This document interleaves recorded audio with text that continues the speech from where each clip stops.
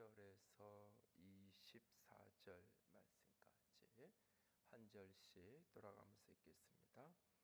형제들아, 세상이 너희를 미워하여도 이상히 여기지 말라.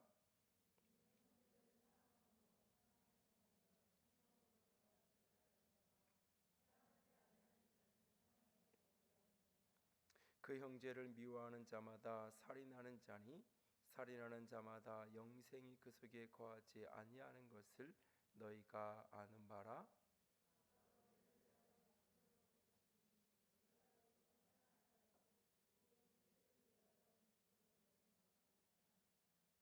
우리가 이 세상의 재물을 가지고 형제의 궁핍함을 보고도 도와줄 마음을 닫으면 하나님의 사랑이 어찌 그 속에 거하겠느냐?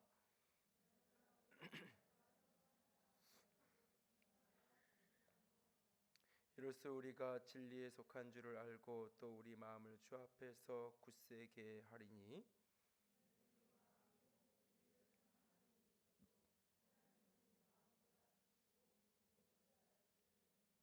사랑하는 자들아, 만일 우리 마음이 우리를 책망할 것이 없으면 하나님 앞에서 담대함을 얻고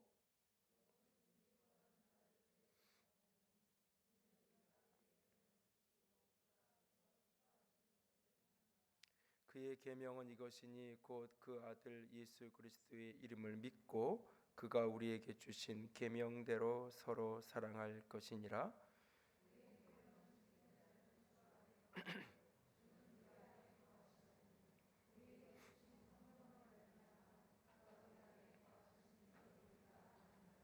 아멘. 내가 하나님의 자녀인 것, 여러분들이 마귀의 자녀가 아니라 이 세상의 자녀가 아니라 내가 하나님의 자녀인 것을 어떻게 확증하고 어떻게 증명하고 어떻게 드러낼 수 있을까요? 내가 하나님의 자녀라는 것을 교회 안에서는, 그리스도의 공동체 안에서는 그 사람의 신앙 고백을 확인하고 하나님의 자녀임을 선포하게 됩니다.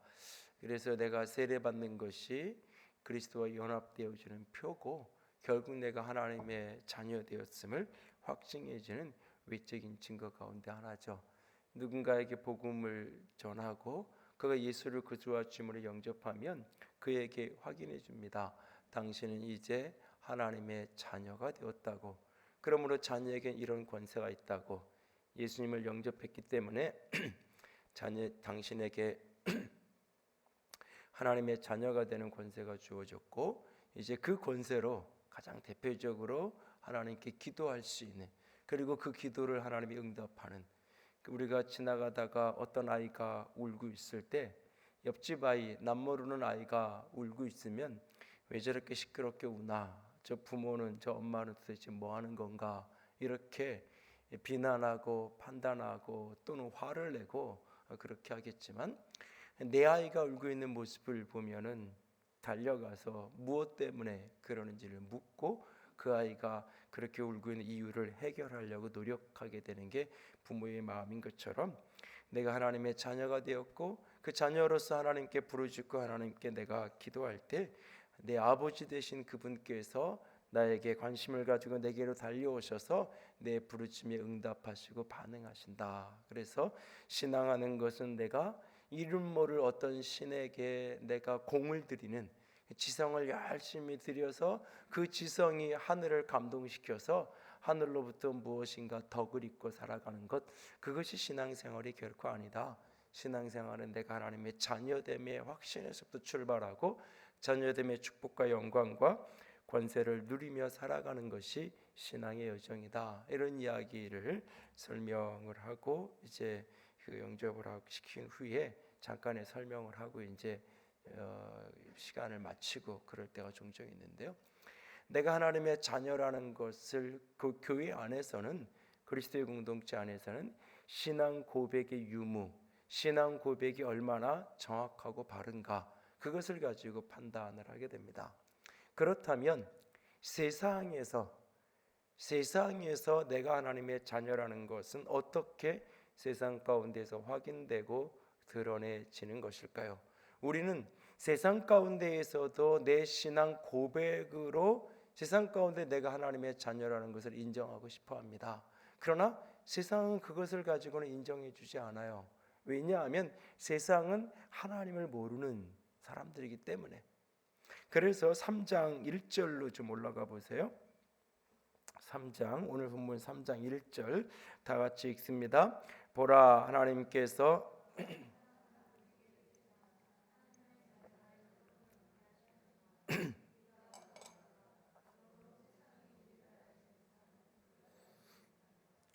우리가 하나님의 사랑이 우리에게 베풀어져서 우리가 하나님의 자녀가 되었고, 그렇게 우리가 일컬음을 그렇게 불려지지만 세상이 우리를 알지 못해요.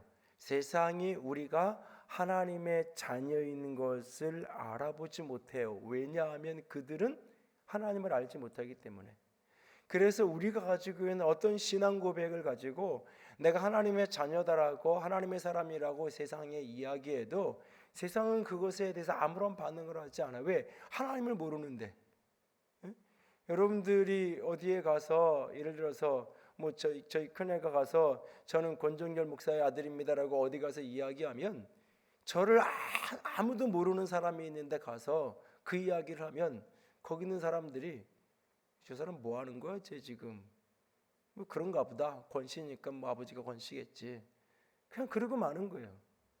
그런데 저를 아는 어떤 사람을 만나서 저희 아이는 한 번도 본 적이 없는데 저는 잘 알고 있는 사람을 찾아가서 제가 하늘의교회 권정열 목사님의 아들입니다 라고 이야기하면 저를 알기 때문에 그래?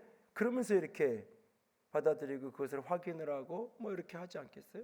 그러니까 하나님을 세상은 알지 못하기 때문에 우리가 교회 안에서 통용되어지는 어떤 신앙 고백으로 어떤 믿음의 고백으로 예수님이 나를 위해 죽으셨고 그래서 내가 내 안의 모든 죄가 용서되었고 내가 그 예수님을 믿었고 그래서 내가 하나님의 백성이 되었고 하나님의 자녀가 되었다고 아무리 세상에 나가서 이야기해도 세상은 그것에 대해서 아무런 반응을 하지 않아요. 오히려 우리에게 적대적인 반응을 할 뿐이에요. 그래서 13절에는 형제들아 세상이 너희를 미워하여도 이상히 여기지 말라. 오히려 세상은 우리를 미워할 뿐이라고 이야기. 하나님을 알지 못하기 때문에 우리가 하나님을 향한 어떤 신앙 고백, 예수 그리스도의 어떤 믿음의 고백을 아무리 한다고 할지라도 그것으로 세상이 우리가 하나님의 자녀인 것을 알아보지는 못해요. 세상 속에서 우리가 하나님의 자녀인 것을 증거하고 드러내는 방법은 두 가지예요. 하나는 우리가 이 세상 속에서 죄를 짓지 않으며 살아가는 것. 이 세상 속에서 죄를 극복하며 살아가는 것. 그것이 바로 세상 가운데 내가 하나님의 자녀임을 증거하는 방법의 하나예요. 그리고 또 하나는 이 세상 가운데에서 형제를 사랑하며 살아가는 것. 그것이 이 세상 가운데 내가 하나님의 자녀임을 증거하는 통로라고 이야기하고 있어요. 그래서 3장 앞부분에서 죄에 대한 이야기를 지지난주에 긴 시간 이야기를 좀 드렸어요. 그 후에 3장 10절을 보면 이러므로 하나님의 자녀들과 마귀의 자녀들이 드러나라니 무릇 의를 행하지 아니하는 자 또는 그 형제를 사랑하지 아니하는 자 하나님께 속하지 아니하느니라. 하나님의 자녀와 마귀의 자녀가 드러나는데 의를 행하지 아니하는 자나, 그러니까 다시 말해서 3장 앞부분에서 이야기하는 죄 가운데 살아가는 사람, 죄를 없이 하고 죄를 극복하고 죄를 이기며 살아가야 되는데 그렇지 못한 사람, 의를 행하지 않는 사람, 그는 하나님의 자녀가 아니라 마귀의 자녀로 세상 가운데 드러날 뿐이라고 우리에게 말하고 있어요. 예수 그리스도의 십자가는 나의 죄를 용서하는 것으로만 끝나는 것이 아니라 내 죄를 용서하고 씻어주는 걸로만 끝나는 것이 아니라 그 십자가의 복음의 능력은 나로 하여금 죄를 이기게 하는, 죄를 극복하게 하는 능력이다라고 하는 이야기를 드렸어요. 그래서 영적인 전쟁, 영적 싸움, 마귀를 이기는 것, 그 핵심의 본질은 죄와 싸워서 죄를 이기는 거다. 보이지 않는 실제인 영지 사단을 향하여 아무리 소리치고 영적 전쟁을 선포한다 할지라도 내가 오는 삶의 일상생활에서 죄를 끊어내지 못한다면 우리는 끊임없이 영적으로 실패하는 자가 될 수밖에 없다라고 그랬어요. 내 안에 3장 9절에 하나님의 씨가 내가 하나님께로부터 났기 때문에 나는 죄를 짓지 않고 하나님의 씨가 내 속에 거해서 나로 하여금 죄를 이기게 하고 극복해 하는 능력이 우리 속에 있다. 내가 하나님의 자녀인 것이 세상 가운데서 드러나는 표현 하나가 뭐냐? 내 안에 죄를 이기는, 죄를 극복하는 하나님의 생명이, 하나님의 씨가 내가 안에 있기 때문에 이 세상을 살아가면서 끊임없이 죄와 싸워서 승리하는 자로 살아가는 삶, 그것이 우리가 세상 가운데 하나님의 자녀임을 드러내는 하나의 증거라고 이야기를 드렸어요. 물론 이것이 죄가 하나도 없는 완벽한 사람이 된다라고 하는 의미, 죄는 전혀 없는 사람이 된다는 그런 의미는 아니라고 그랬어요. 치열하게 싸워가는 거예요. 그러니까 죄인 것을 인식하는 것부터 시작되어지는, 죽었던 양심이 깨어나서 인식하기 시작하는, 느끼기 시작하는, 죄를 죄로 알기 시작하고, 그래서 죄 때문에 고통하고 죄 때문에 아파하고 자기 죄 때문에 통회할 줄 아는 것, 그것이 바로 세상 사람들이 다 자신의 죄에 대해서 죄를 죄라고 여기지 않는데 그냥 자기 기준, 자기 생각, 자기 판단을 따라 살아가는데, 내가 직접적인 누군가한테 해를 주고 누군가로부터 직접적인 내가 그 죄에 대해서 항의를 받는 상황이 벌어지지 않는다면 어떠한 것도 내 마음대로 하는 것이 자유롭다고 이야기하는 세상 속에서 나는 하나님의 자녀, 하나님의 생명, 하나님의 씨가 내 안에 있기에 끊임없이 그것이 죄가 죄로 깨달아지고 인식되어지고 나아가서 그 죄를 극복하는 자로 살아가게 되는 것, 그것이 하나님의 자녀됨의 증거다.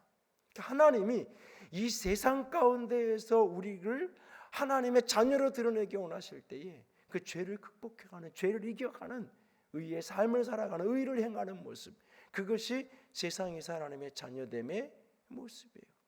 그리고 또 하나 세상 속에서 우리가 하나님의 자녀라는 것을 증거하는 게 뭐냐면 형제를 사랑하는 것, 형제를 사랑하는 것, 그것이 바로 세상 가운데 우리가 하나님의 자녀라는 것을 드러내는 증거라고 말하고 있어요. 그 형제를 사랑하지 아니하는 자는 하나님께 속하지 않았다라고 이야기해요.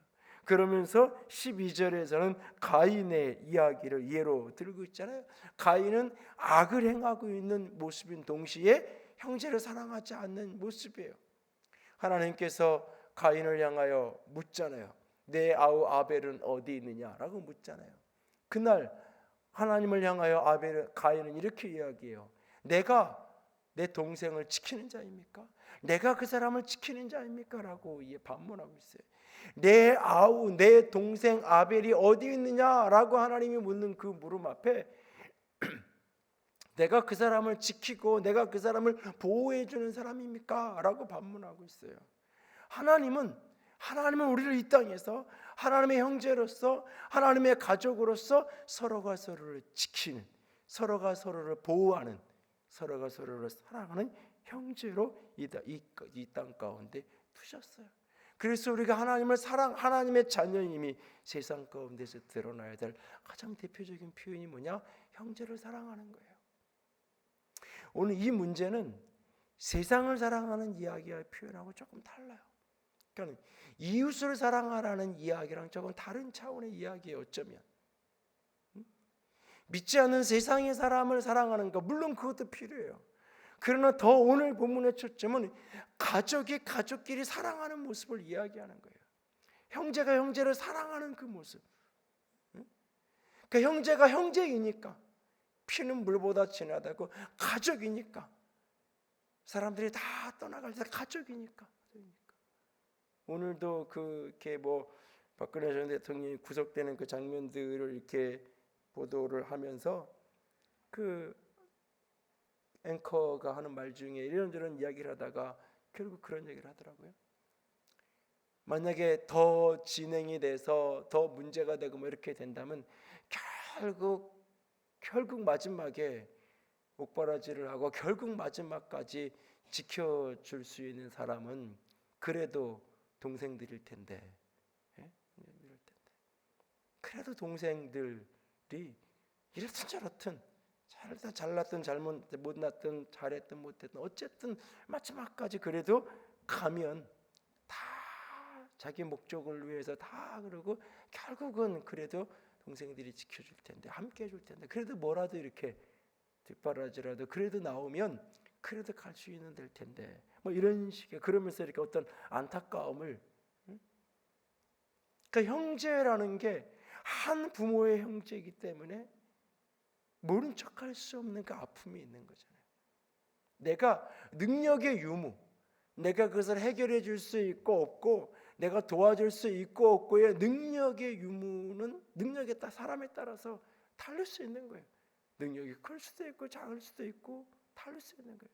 그러나 중심에서 형제이기 때문에 내가 도울 수 있는데도 안 돕는다면 그 마음이 힘든 거예요, 사실은. 그 속에 형제이기 때문에, 그것이 한 부모 밑에서 난 자녀요 가족인 것을 증명해 주려 하는 표현인 것처럼, 우리가 하나님의 자녀라는 것을 세상 가운데서 드러내는 대표적인 표현이 뭐냐? 형제가 사랑하는 것, 형제를 사랑하는 것, 우리가 서로 사랑하는 것, 그리스도의 공동체 안에서 그리스도의 사람들이 서로 사랑하는 것, 그것이 바로 세상 가운데 우리가 하나님의 자녀임을 드러내는 가장 대표적인 표현이라고. 여러분, 세상이 교회를 손가락질하고 세상이 그리스도인들을 비난하는 여러 이야기가 있는데, 그 여러 이야기 다른 거는 다 부수적인 이야기예요. 가장 본질적인 핵심적인 건 딱 두 가지예요. 그리스도인이라고 하는데, 하나님을 믿는다고 하는데 자기보다 못한 짓하고 살아갈 때, 하나님 믿는다고 이야기하고 신앙생활 한다고 이야기하고 수많은 아름다운 이야기를 하면서 그의 삶이 자기보다 지저분하고 더러운 삶을 살아갈 때, 그가 이야기하는 수많은 신앙에 대한 이야기, 아름답고 화려한 이야기가 다 공허하게 들리는 거예요. 그리고 또 하나는 그리스도인이 다툴 때, 그리스도인이 싸울 때, 그리스도인이 서로가 서로를 품어내지 못할 때, 그걸 보면서 세상은 손가락질하는 거예요. 세상은 어떤 경우도 마찬가지. 다른 모든 거는 이해가 안 되면 설명을 해주면 되고, 설명하고 대화, 관심이 있어서 다가오면 얼마든지 이야기하고 논리적으로 설명하고 신앙적으로 설명하고 해주면 다 이해될 수 있고 다 설명이 가능해요. 어떤 것도 사실, 어떤 오해도 어떤 갈등도 사실은. 그런데 그 두 가지는 설명이 불가능한 거예요. 사실은 한 형제라고 이야기하면서 믿지 않는 사람들은 어디 가서 시컷 싸우고도 가서 술 한잔 먹고 나면, 그냥 술 한잔 먹고 나면 그래, 그냥 그래, 사람이다, 그런 거지 뭐, 그러고 돌아서는데, 하나님의 형제라고 하는 사람들이 갈등이 생기고 문제가 생기면 때로는 평생 죽을 때까지도 그것을 풀지 못하고 살아갈 때, 때로는 누구나 다 사람이 살기 때문에 같이 살아가는 여정이 있기 때문에 일시적으로 다툴 수 있고 갈등할 수 있어요. 그것이 없다면 사람 사는 게 아니죠. 다 자연스러운 거예요. 응? 여러분, 살면서 제일 많이 싸운 사람이 누구예요? 형하고 동생이잖아요. 형제들하고 제일 많이 싸우는 거잖아요. 제일 많이 싸우는 거예요. 그러니까 정상이에요. 제일 많이 싸우는데 또 제일 많이 가까이 지내잖아요. 그렇게 싸우고도 그 다음날 또 보면 같이 웃고 있잖아요. 또 그러니까 가족이고 형제인 거잖아요. 그러니까 교인들끼리 싸우는 건 정상이에요. 내가 보기엔 다투는 게 정상이에요. 갈등이 일어나는 게 정상이에요. 교회는 다투면 안 된다, 갈등이 없으면 안 된다, 있으면 있는 게 정상이에요. 근데 싸우고도 그 다음날 같이 헤어그리고 웃을 수 있는 게, 그게 그리스도인인 거예요. 그게 가족인 거예요. 그 문제 때문에, 어떤 일 때문에 이거 이렇게 하자 저렇게 하자, 뭐 소리도 칠 수 있고 뭐 할 수 있어요. 그렇게 하면 그 문제 해결할 수 있는 해결하면 거고, 서로 조금씩 양보하면 되는 거고, 그리고 그 다음 날 또 같이 가죠. 그게 형제인 거예요. 가족인 거예요. 제가 가끔 그 며느리들 이렇게 이야기할 때, 며느리를 나는 딸처럼 여긴다고 이야기할 때, 내가 그 며느리들한테 속지 말라고, 시어머니라고, 딸일 수 없다고. 절대 그거는 착각이라고. 그걸 오해하는 순간 결국 실수하게 된다.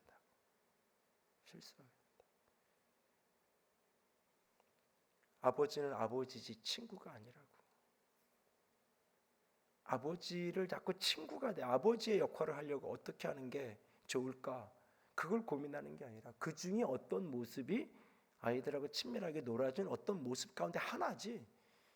아버지 상을 자꾸 친구 상으로 해. 친구는 친구예요. 아버지는 아버지고. 그걸 자꾸 혼돈하면 어려움이 생기는 거예요. 가족이기 때문에, 우리는 한 하나님을 섬기고 한 하나님 믿는 가족이기 때문에 허물이 있고 다툴 수 있고 다를 수 있어요.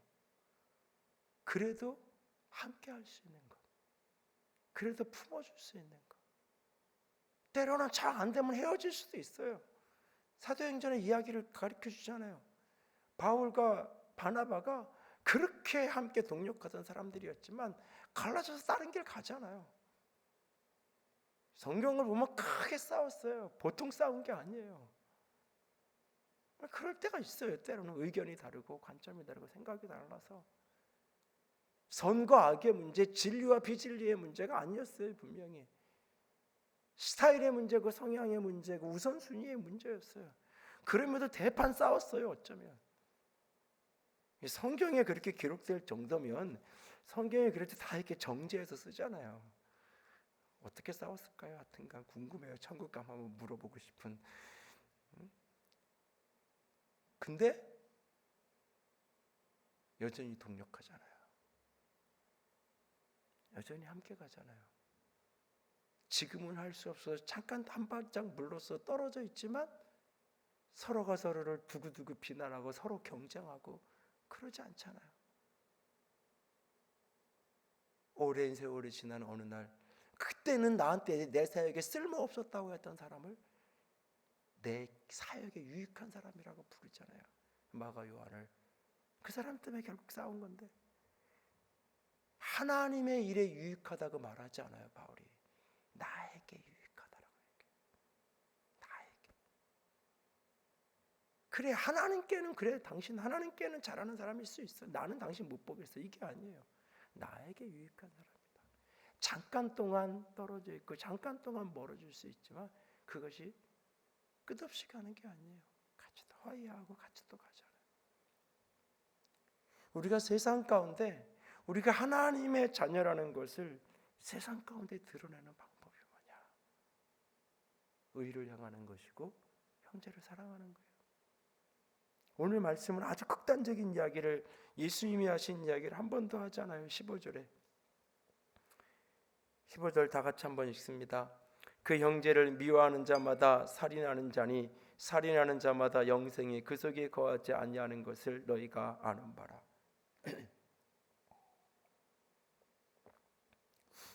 이 말씀은 문자 그대로 읽으면 사실은 굉장히 부담스러운 얘기예요. 문자 그대로 읽으면 우리 중에 영생을 얻을 수 있는 사람이 단 한 사람도 없을 수 있어요. 형제를 미워하는 거는 살인하는 거고, 살인하는 자에게는 영생이 없다고, 그 사람 속에 영생이 없다라고 이야기하잖아요. 이게 무슨 얘기냐?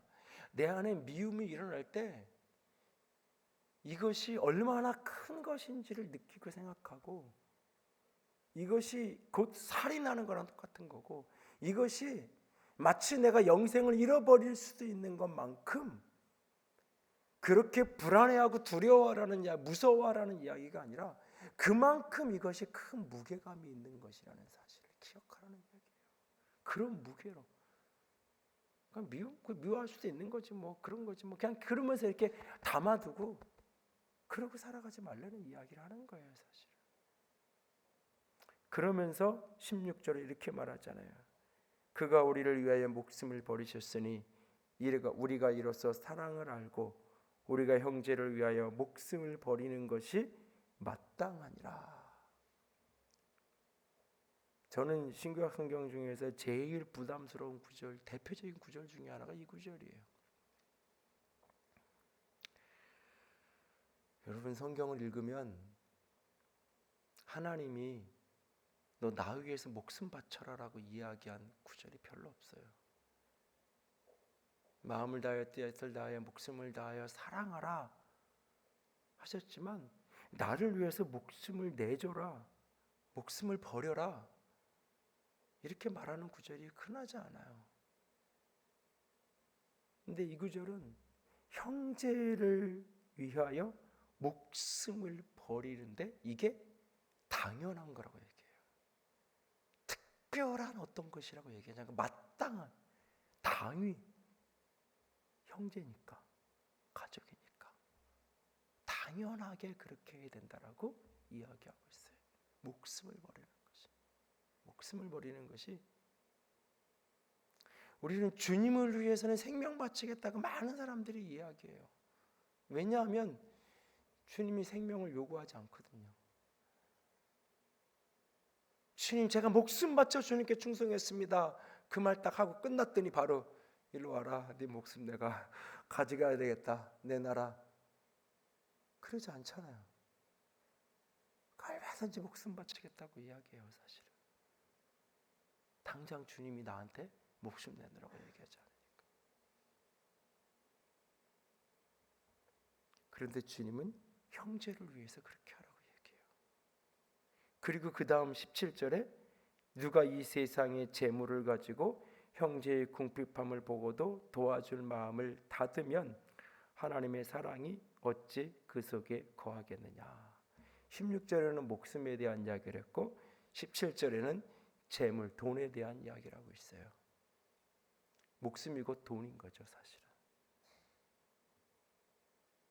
왜 그 돈을 얻기 위해서 내가 시간을 들였고 내 노동을 들였고 결국 내 생명의 일부분을 드린 거잖아요. 내 인생이 70이든 80이든 내 인생의 생명의 분량 가운데 하루치의 생명을 내가 바친 거예요. 한 시간에 내 생명을 투자하고 내가 6,900원에 돈을 번 거잖아요. 한 시간 알바해서 번 그 6,900원이라는 돈은 내 인생의 한 시간의 생명값인 거예요, 사실은. 그래서 그만큼 그게 사실은 힘든 거예요. 어떤 사람에게는 그것이 돈 같지도 않은 그런 것일런지 모르지만 어떤 사람에게는 그것이 생명값인 거예요. 생명값.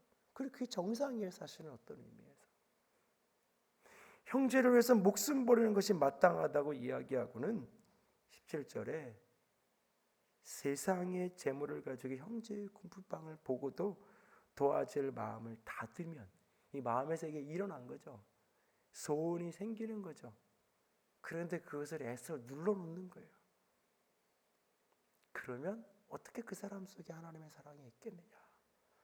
그리고 18절에 자녀들이야 우리가 말과 혀로만 사랑하지 말고 행함과 진실함으로 하자. 말과 혀로만 사랑하지 말고 행함과 진실함으로 하자라고 말하고 있어요. 립서비스 하지 말고, 말로 하는 립서비스 하지 말고 행함과 진실함으로 사랑하자라고 우리에게 부탁하고 있는 것을 보게 돼요. 오늘 나는 어떻게 사랑하고 있나요? 오늘 나는 내 곁에 있는 형제들을 얼마나 어떻게 사랑하며 살아가고 있나요? 저는 이런 이야기를 할 때마다 오래전에 우리 필리핀에 있는 백일호 선교사가 설교할 때 한두 번 이야기를 본인이 인용을 해서 기억하시는 분들도 계실 거예요. 자기 동생이 이렇게 어렸을 때 아파가지고 수술을 해야 될 때, 수혈을 해야 될 때, 자신에게 수혈을 하라고 이야기했을 때 자기는 그 순간 사실은 그때 지금은 수혈이라는 게 뭐 헌혈도 길 가다가 뭐 마음에 들면 하고 뭐 누가 내 피 필요하다면 가서 수혈하는 게 뭐 그렇게 어려운 일이 아니지만 그때 자기는 어떤 생각을 했냐면 수혈이 지금처럼 이렇게 피만 잠깐 뽑고 아무 이상 없는 거라고 이해를 못했던 거예요. 그 어린 나이에 그때가 정확히 몇 살이라는지는 제가 기억이 안 나는데 그때 그 아이 그는 내가 피를 빼준다는 게 죽는다고 생각을 한 거예요. 수혈을 한다는 거는 내가 죽어야 된다라고 생각을 한 거예요. 그 아이 수준에서 죽음이라는 걸 생각을 한 거죠.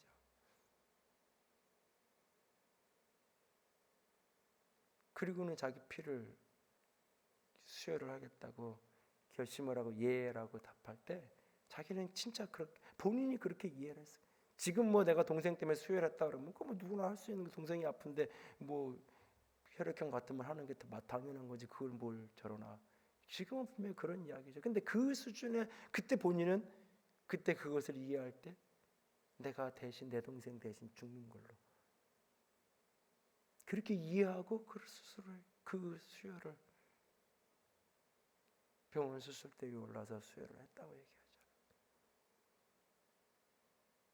내가 누군가를 사랑하고 형제를 사랑한다고 할 때에 구체적인 표현 속에서 그것은 어떤 사람이 보기에는 그것이 하찮아 보이고 어떤 사람이 보기에는 그것이 참 작아 보인다 할지라도 내게는 생명값의 무게를 가진 그것을 나누고 섬기고 베풀고 살아가는 것. 그것이 바로 사랑의 모습이에요. 형제를 사랑하는 것.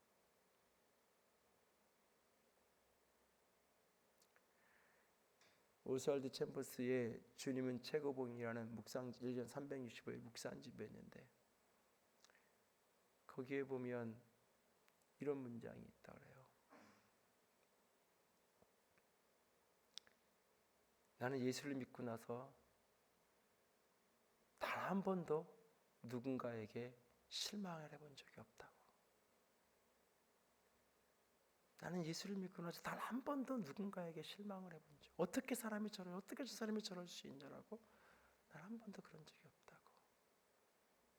왜냐하면 나 같은 죄인을, 나 같은 사람을 주님이 받아줬는데, 나 같은 사람을 주님이 받아줬는데, 나는 누군가의 죄를 겉모습만 알고 있어요. 내가 본 것만 알고 있어요. 근데 내 안에 있는 내 죄는 남들은 다 보지 못했지만 나는 아는 죄가 있고 어둠이 있어요. 내가 누군가를 미워하면 내가 입으로 뱉어야 누군가는 그걸 알아봐요. 내가 누군가를 미워하면 내 얼굴 표정과 행동이 드러나야 누군가는 알아봐요. 근데 나는 누군가를 향해 입으로 뱉지 않고 표현하지 않고도 얼마든지 내 마음으로 미워하고 죽였다 살렸다 하기도 해요. 내가 보았던 그 사람의 어떤 허물보다 내가 아는 내 허물이 더 커요. 근데 하나님은 그걸 다 아시는데, 그분은 이런 나를 다 아시는데, 그분이 나를 용서하시고 그분이 나를 받아주시고 그분이 나를 품었는데 내가 감히 누구한테 나는 당신 때문에 실망했다고, 내가 도대체 누군데 어떤 자격으로 내가 누군가한테 실망했다고 이야기할 수 있겠냐고. 나는 누군가에 대하여 실망할 수 있는 자격조차 없는 사람이라. 오직 그런 은혜를 받은 사람이 나라고. 그래서 나는 그리스도인이 된 이후에 예수를 믿은 후에 단 한 번도 누군가에 대해서 실망해 본 적이 없다고.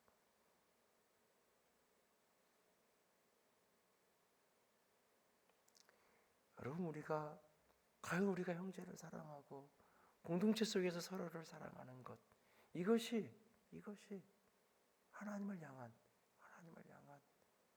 내가 하나님의 자녀됨의 가장 대표적인 표현이에요. 이걸 뒤집어 이야기하면 그리스도인이, 교회가 세상 가운데에서 하나님의 영광을 드러내기 원한다. 세상 가운데서 우리가 하나님의 영광을 드러낸다라고 할 때 바로 이 두 가지를 얘기하는 거예요. 세상 속에서 그리스도인이 의를 향하고 살아가고, 세상 속에서 그리스도인이 형제를 사랑하고 살아갈 때 그 모습을 보면서 세상 가운데서 하나님의 영광 받는 거예요. 그 모습이 세상 가운데서 드러날 때 세상에 그런 그리스도인의 모습을 보면서, 세상에 그런 교회의 모습을 보면서 하나님이 있긴 있나 봐, 하나님이 계신가 봐 라고 세상이 느끼게 되고 생각하게 되는 거예요. 오늘 우리는 세상 가운데 무엇인가를 잘 보이기 위해서 애써야 되는 공동체가 아니에요. 세상에 무엇인가를 보이기 위해 애써야 되는 공동체가 아니에요. 그래서 세상 속의 이미지를 자꾸 긍정적으로 만들기 위해서 뭔가를 자꾸 해야 되는 게 아니에요. 사실은 우리가 해야 될 것은, 본질은 우리가 사랑하고 우리가 의를 향하는 거예요. 우리가 사랑하고 의를 향하는 거예요.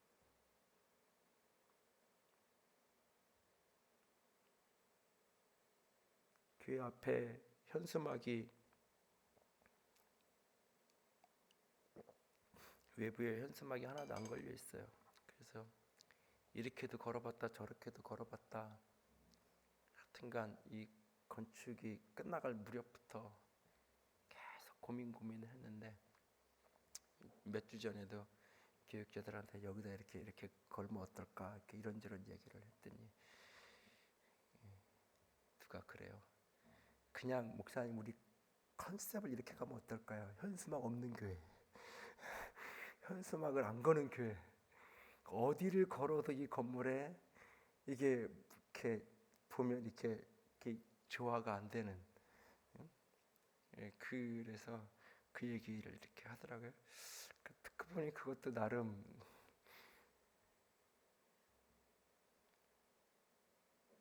우리 집사님들이 전에 언제 뭐 병원에 신방 가다가 우리 교회 이런 현수막 걸었으면 좋겠어요. 그래서 캡처를 해가지고 이렇게 보내줬던데, 어느 교회가 여러분들을 위해서 기도하고 있습니다, 뭐 이런 현수막 이렇게 써붙여. 뭔가 이렇게 세상을 향해서 이렇게 좋은 멘트죠, 사실은. 그리고 그게 위로가 되기도 하고 누군가가 기도하고 있다는 사실 자체가. 근데 사실은 앞에가 좀 이렇게 따뜻했으면 좋겠는데, 이 건물도 그렇고 뭐 지금 날씨도 그렇고 그런데, 그래서 이제 그런 어떤 연장선상에서 사람들이 가끔은 건축 다 끝난 거냐고 이렇게 묻는다고 건물이 다 진 거냐고, 여기서 예배 드리냐고 묻는다 그래서, 그래서 이렇게 현수막이라도 걸어놓으면 좀 따뜻할까, 우리 교 예배 드립니다 이렇게 붙여놓을까, 뭐 이런저런 생각을, 또 이렇게 대한예수교 장로교회가 안 붙어서 또 혹시 또 질문하는 사람도 있다 그래가지고 현수막에다 그걸 써서 붙일까, 뭐 이런 생각을 하다가 오늘 말씀을 이렇게 보다가, 쓸데없는 데 에너지 쓰지 말고 교인들이 따뜻하게 여기 모여 있으면 따뜻하게 세상이 사람들이 자꾸 어쨌든 모여서 따뜻하게 왔다 갔다 하고 기도하고 서로 앉아서 웃고, 웃는 소리, 노래하는 소리, 찬양하는 소리, 이런 소리가 자꾸 흘러가면 되지 않을까, 그런 생각을 잠깐 해봤는데요. 어떤 이미지를 만들고 뭔가 뭐 현수막 다가보고 그게 필요 없는 건 아닐 거예요. 할 수 있는 건 해야 되고, 또 어떤 거는 효과도 있을 거예요. 그러나 그 중심에 우리가 사랑하는 것, 우리가 의를 향하는 것, 이것이 없어진다면, 이것을 잃어버린다면, 이것이 시간 속에서 점점 흐려진다면 세상은 우리를 하나님의 자녀로 아는 것이 아니라 세상은 우리를 종교인으로 아는 거예요. 기독교인. 기독교인 그렇게 이해하는 거예요. 우리를 하나님의 자녀로 보는 게 아니라. 그래서 우리가 다시 한번 교회 안에서 신앙 고백으로 내가 하나님의 자녀 되는 것을 드러내고 증명하고 확인하는 수준을 더 갇혀 있지 말고 세상으로 가서 세상 속에서 우리가 의를 행하고 세상 속에서 우리가 서로를 사랑하고 세상 믿지 않는 어떤 사람을 사랑한다고 이야기하기 이전에 우리가 우리를 서로 사랑하는 우리가 될 수 있기를 원합니다. 형제를 위해서 생명 바치는 것 마땅하다고 이야기합니다. 말과 혀로만 사랑하지 말고 행함과 진실함으로 사랑하라고 우리에게 부탁합니다. 언젠가는 이 말씀을 이렇게 뒤집어서 이야기한 적도 있어요. 말과 혀로만 사랑하지 말고 행함과 진실함으로 사랑하라. 어쩌면 이 말씀도 과분할 수 있다. 말과 혀로라도 사랑하라고, 말로라도 좀 사랑하라고. 어쩌면 행함과 진실함으로 넘어가는 건 두 번째고, 글로 넘어가는 건 그 다음이고, 말과 혀로라도, 말로라도 좀 사랑하라. 가는 말 오는 말 속에서라도 좀 사랑하라고. 어쩌면 주님이 우리를 부르면서 말씀하시지는 않을런지. 오늘 말씀을 들여다보면서 우리 자신을 깊이 들여다볼 수 있기를 원합니다. 그리고 이것을 위해 오늘 성령이 우리 가운데 부어져 계신다는 사실을 잊지 않기를 원합니다. 24절 말씀입니다. 24절 한번 다 같이 읽습니다. 그의 계명을 지키는 자는 주 안에 거하고 주는 그의 안에 거하시나니 우리에게 주신 성령으로 말미암아 그가 우리 안에 거하시는 줄을 우리가 아느니라. 주님이 성령 계명이 뭐냐? 바로 23절에 서로 사랑하는 것. 그 예수 그리스도를 믿는 우리가 서로 사는 이것이 계명인데, 이 사랑을 지키는 자는 주 안에 거하고 주는 그 안에 거한다. 우리 안에 계신 성령으로 말미암아 그가 우리 안에 거하시는 줄을 우리가 안다. 결국 성령이 우리 안에 거하셔서 하는 일의 핵심이 뭐냐? 우리를 서로 사랑하게 하는 거예요. 서로 사랑하게 하는 거예요. 내가 성령 충만한가 그렇지 못한가? 아니 다른 말로 이야기해서 내가 요즘 은혜가 충만한가 은혜가 떨어졌는가? 내가 오늘 영성이 살아서 왕성한가 영성이 자꾸 흐려지는가? 그것을 진단하고 싶거든. 딱 두 가지를 물어보면 돼요. 내가 어제보다 오늘 이렇게 살아가고 있는가? 어제보다 오늘 내 안에 형제를 향한 사랑이 커져가고 있는가? 어제보다 오늘 내 사랑이 자꾸 흐려져 가고 있다면 나는 성령님과 점점 멀어져 가고 있는 거예요. 성령 충만하고는 거리가 있는 삶을 자꾸 살아가게 되는 거예요. 내 안에 성령이 충만함으로 말미암아 형제를 더 사랑할 수 있는 능력이 힘이 우리 속에 부어질 수 있기를 원합니다. 내 의지와 내 노력을 넘어서서 하나님의 성령의 능력이 우리 안에 부어져서 그 성령으로 사랑할 수 있는 우리가 될 수 있기를 원합니다. 성령의 열매가 사랑이고 성령의 은사 중에 은사가 사랑이라고 하셨잖아요. 그렇게 성령의 충만함을 이 밤에도 구하고 그 성령의 능력으로 서로를 사랑할 수 있는 힘이 능력이 우리 가운데 차고 넘칠 수 있기를, 우리 교회를 위해서 끊임없이 기도할 때마다 다른 어떤 것을 위한 기도 제목보다 하나님 우리 교회가 의로운 교회가 되게 하시고 하나님 우리 교회가 서로 사랑하는 교회가 되게 해주세요. 이 일을 위해서 늘 우리 가운데 성령으로 충만하게 임재해 주세요. 이것이 교회를 위한 우리의 중보 기도의 첫 번째 기도가 될 수 있기를 주님의 이름으로 부탁드립니다.